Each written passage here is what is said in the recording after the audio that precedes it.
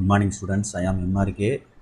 Today class 11th standard maths chapter 7 matrices and determinants exercise 7.3 fifth sum பார்த்துக்கிட்டு இருக்கோம். Using factor தியரத்தை use பண்ணி prove பண்ண சொல்லியிருக்கு. Very important sum for public. Okay, 5 mark questions only. இந்த exercise ஃபுல்லாக பார்த்துறணும், எக்ஸாம்லேயும் சேர்த்து பார்த்துறணும். இதோட பார்த்தா 1 சம்ஸ் கண்டிப்பாக அட்டன் பண்ணலாம். ஸ்லோ லேர்னர்ஸ் எல்லாரும் படிச்சுது மறந்துடாத. ஈவன் கொஸ்டினை வந்து டெல்டான்னு முதல்ல டினோட் பண்ணி எடுத்துக்கோ சரிங்களா. 4 minus x 4 plus x 4 plus X சரியா.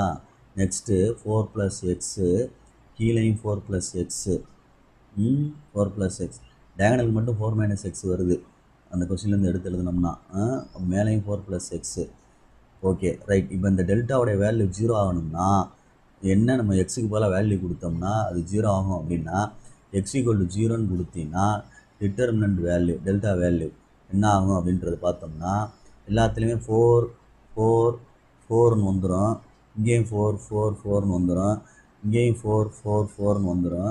அப்போ மூணுமே ஐடென்டிக்கல், அதனால் 0. மூணுமே ஐடென்டிக்கல்னால் என்னது, C1 identical, C2 identical, C3 3 கோடு போடணும். ரைட்டு. அப்போ 0 வந்தனால 0ன்றது ஃபேக்டர் தான், ஆனால் இது வந்து ஐடென்டிக்கல் 3 வந்திருக்கு. அதனால் இதை 2 டைம்ஸ் எழுதணும். 0,0 ட்வைஸ்ன்னு அர்த்தம், ஃபேக்டர் ட்வைஸ் அப்படின்னு அர்த்தம். தேர்ஃபோர் ஃபேக்டர் சார்னு எழுதுனோம்னா 0,0ன்றத சொல்யூஷனு. இது ரெண்டும் சரி ரைட். என்ன சால்வ் தானே கேட்டிருக்கு. அப்போ சொல்யூஷன் ஃபேக்டர்னால் x-0 அந்த மாதிரி எழுதுறது, x-0 அப்படின்ட்டு, இல்லை x,xன்னு எழுதிக்கலாம். சரி, ரெண்டு சொல்யூஷன் கண்டுபிடிச்சிட்டேன். மூணாவது புட்டு தட் இஸ், அதாவது x ஈக்குவல் டு -12 கொடுப்போம். -12 கொடுத்தா டெல்டாக்கு என்ன ஆன்சர் 0 வந்துச்சுன்னா இது ஒரு சொல்யூஷன் அர்த்தம். அப்போ டெல்டாக்கு என்ன வருதுன்னு பார்ப்போம். எக்ஸ் கொடுத்தோம்னா -12 கொடுத்தோம்னா 16 சரிங்களா. அடுத்து என்ன வருது, -8, அடுத்து ஒரு 16, அடுத்து என்ன வருதுடா தம்பி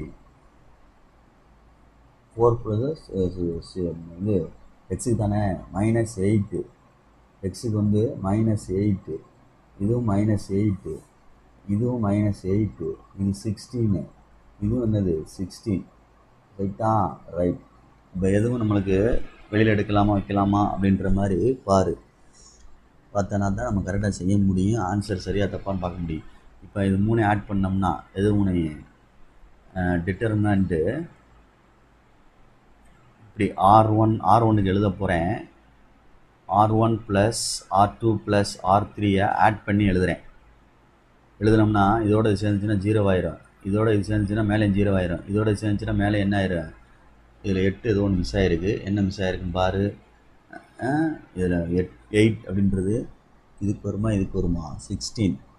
4 ப்ளஸ் எக்ஸு 4 ப்ளஸ் எக்ஸ் அப்படின்னா -8, அதுக்கு -8 தான் வரும்.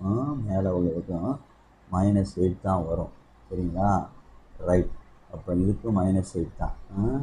அப்போ இது ஆட் பண்ணால் 0 வந்துடும். மற்றெல்லாம் அப்படியே எழுதிக்க. -8 16 -8 16 -8 இதுவும் -8 தான். சரி ஓகே. இதோட வேல்யூ என்ன ஆயிடுச்சு 0 ஆயிடுச்சு. அப்போ நம்ம எக்ஸுக்கு பதில் என்ன கொடுத்தோம் -2 கொடுத்துருக்கோம். அப்போ இது ஒரு சொல்யூஷன், இது ஒரு சொல்யூஷன். தேர்ஃபோர் சொல்யூஷன்ஸ் ஆர் அப்படின்னு எழுதி, சொல்யூஷன்ஸ் ஆர் அப்படின்னு எழுதி 0,0 x equal to solutions are 0,0 என்னது -12 அப்படின்னு எழுதுனா போதும். ஃபேக்டரி தியரத்தை யூஸ் பண்ணி செய்யணும்னு சொன்னாங்கன்னா நம்ம வேறு மாதிரி செய்யணும் விருப்பப்பட்டோம்னா நம்ம செஞ்சுக்கலாம் சரிங்களா. சொல்கிறது பொறுமையாக நிதானமாக ஹேண்டில் பண்ணு. Okay, thank you. சிம்பிளாக செஞ்சுருக்கேன்.